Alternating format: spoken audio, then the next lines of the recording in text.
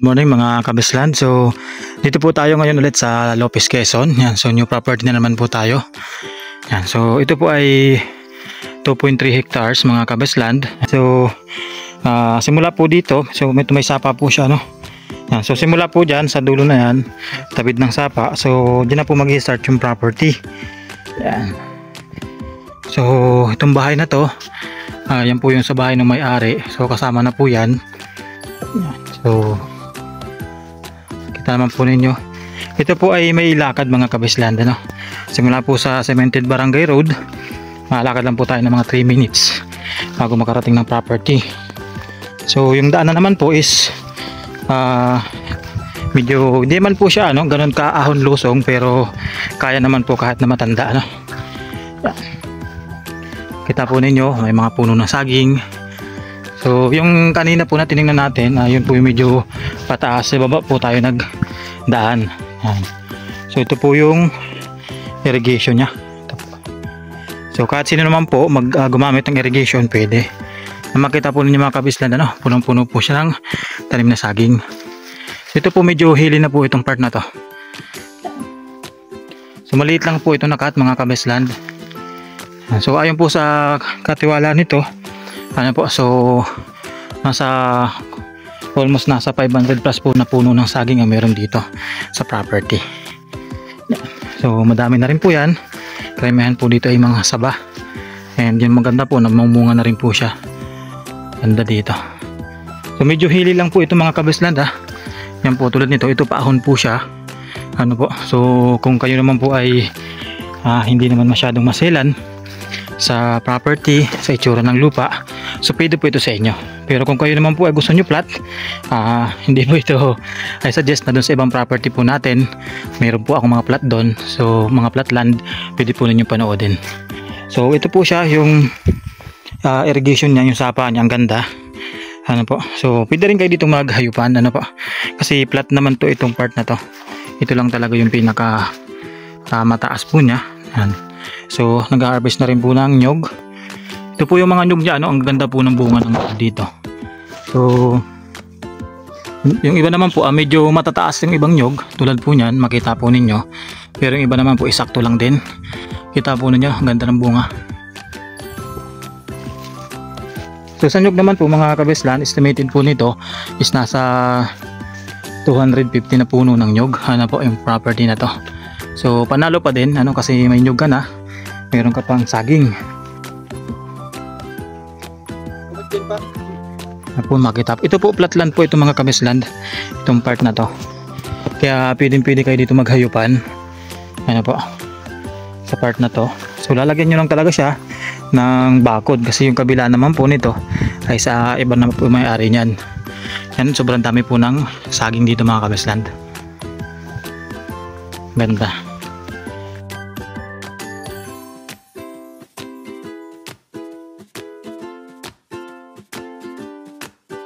Kasi ito lang naman po yung pinakahili niya, yung medyo matarik masyado, medyo matarik. So dito naman po mga banayad na lang. And ito naman po pantayan na to. Po. So pwede rin kayo dito magawa ng bahay kung gusto po ninyo, or dito sa area na to. Po, kasi medyo elevated to masyado. Po, yan ang ganda.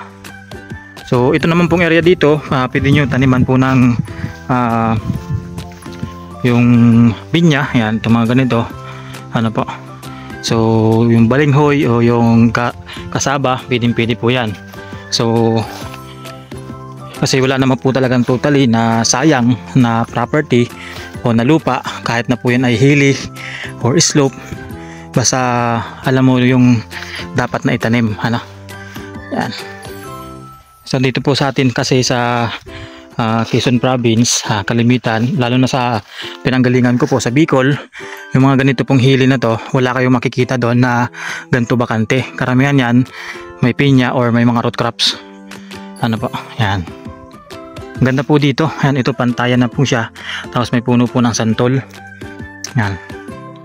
So ito po medyo siya, medyo pangat ng konti, pero banayad na banayad, itong kinatatayuan ko na to.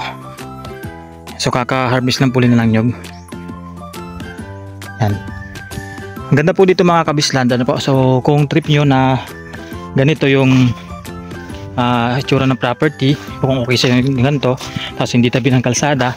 So yan, pwede po ninyo itong schedule ng tripping at tingnan, ano po, ito yan. So ang pinaka primary product po dito is saging, yan, napakaramihan po saba. So marami naman po dito na namimili ng saging, ano po, yung lalo na yung saba, kasi talagang ano yan dito po kasi sikat na sikat po yung mga turon, ano po, yan. So dito po sa palengke dito marami po ditong namimili ng saging. Kaya kung sakali kayo po yung makakabili nitong property, yan, kada harvest, so pwede naman po natin i-deliver doon. So para at least kumikita pa rin yung property po ninyo. Yan, so kasi itong nyug na to, medyo ilan lang din pong puno yan, pero marami din pong kasi mamunga Kaya okay din yan, pagkakakitaan din. Per buo po yung ano yan, bentahan natin. So simula po dito sa property mga kabesland, from town proper, so mga 25 to 30 minutes drive po yan, ano po. So and kung kayo po yung galing Manila, mga 6 to 7 hours drive, so papunta po dito sa property. So kung mag-tripping po kayo, lagi po nating ang gagawin po nating meet up place o meeting place is yung Jollibee Lopez. So simula Jollibee Lopez papunta po dito, drive lang tayo ng mga 20 to 25 minutes. So depende po sa takbo natin. Ang daan naman po kasi dito ay cemented na rin. May karamihan po dito cemented, siguro mga 80% cemented, then the rest yung ginagawa pa lang, yung 20%. Then ulitin ko po, ito po hindi po tabi ng kalsada, ano po. So ito po ay 1.3 million binibenta po ng may-ari. So mura naman po, ano. So sa halagang sa sukat na 2.3 hectares, 1.3 million lang po. Kaya okay na rin naman, ano po. Yan, tulad nito, kasama pa po yan mga maliliit na nyog. And doon po puntahan po natin sa unahan. Ito po mga dinadaanan ko mga kabesland, medyo pantayan na po to, ano po, ang banabanayad na po ang ano niyan, ang pagkalupa. So hayupan talaga, ano, maganda po rin dito. Sa may linya naman po ng kuryente, ano po, doon sa tabing sa cemented barangay road, na doon kasi yung linya ng kuryente. So kung kayo po ay magpapakabit dito ng kuryente, yon mga 300 meters ang wire, ano po, makukonsume papunta po dito. Then meron na rin po ditong mga water refilling station sa mga inuming tubig. And kung pampaligo, pampanlaba, ano po, so pwede naman po yung deep well na lang. Isang kagandahan dito, meron na nga po siyang yung papa.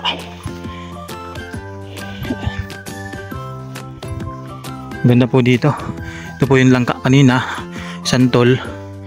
May mga, tapos meron po doon sa dulo po naman nun, meron pong mangga o Indian mango. So ito po puro saging po to mga kabesland. Ang ganda dito, ganda. Yan. So kung gusto po ninyo makita itong mga kabesland, ano, at mag-tripping, yan, so pwede po kayo mag-message sa aking YouTube channel, ano po, sa ating Viber and WhatsApp number. Nakalagay po yan dito sa screen, and sa ating Facebook account. Yan, so para mas mabilis po ninyo akong makontak. So asahan niyo naman po na pag umaga at nag-call kayo, nag-text kayo, so hindi ko po minsan nasasagot, kasi minsan kadalasan po nasa tripping ako, nasa area, ano po. Yan, kaya madalas nakapag-reply po ako pag kauwi, ganyan. Or meron naman akong time na mabilis makontak pag nag-i-edit po ako ng video, ano po. So pasensya na po kung medyo nade-delay, ano, yung pag-reply ko, ano po. Yan, pero ina-assure ko naman po na kada chat po ninyo, kada message, so hindi po yan matatapos ang isang araw na di ko nare-replyan. So ang ganda po nito mga kabesland, ano po, sulit na po yan sa presyo na 1.3 million, ano po, 2.3 hectares. Yan. So talagang meron naman po itong right of way kasi kamag-anak naman po nung kakilala natin, yung may-ari po ng dadaanan property. So payag naman po siya. Yan. Ganda po nito mga kabisland. Pero kung gusto po ninyo na kung trip nyo yung ganitong klaseng property na hindi tabing kalsada, yan, maganda po ito. Napakamura na din.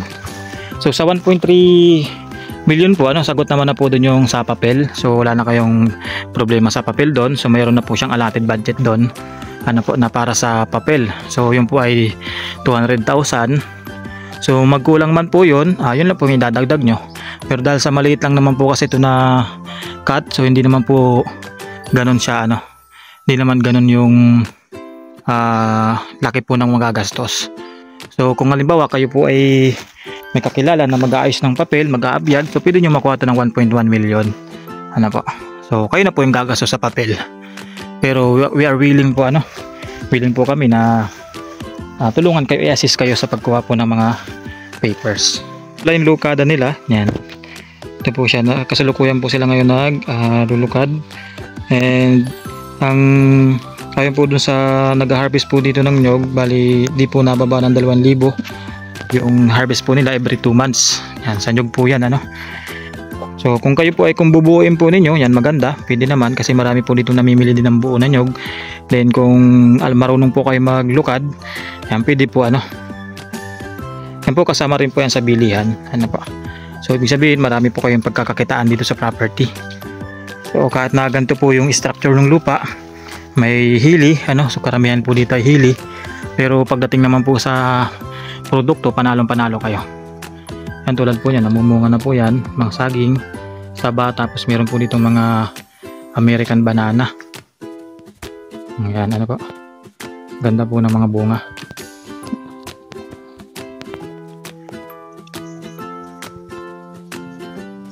Dito po tayo ngayon sa baba mga kabesland, dito yung lukadan po nila, po. Yan. So, ito po yung bahay po nung anak nung nagbebenta. Ito po siya. Po. So, makita naman po ninyo, meron po ditong avocado. Punong-puno rin po ng tanim mga kabesland. May suha, meron pong mga mangga. At ito po, mga garden na po nila to. So, meron na rin po sila ditong source ng tubig. Yan, ito po yung source nila ng tubig. So, wala na pong problema po sa source ng tubig. So meron na rin pong mga mahogany. So ito po ay dito po kayo dito rin depende po sa pag-usapan, pero ayon naman po sa kanila kalahati doon sa nagbebenta, willing naman po silang umalis. Yan. So ito po siya, meron pong dito space na nakapiding bahayan din na malapit po sa lukaran. Ito, napakaganda po nito mga kabisland.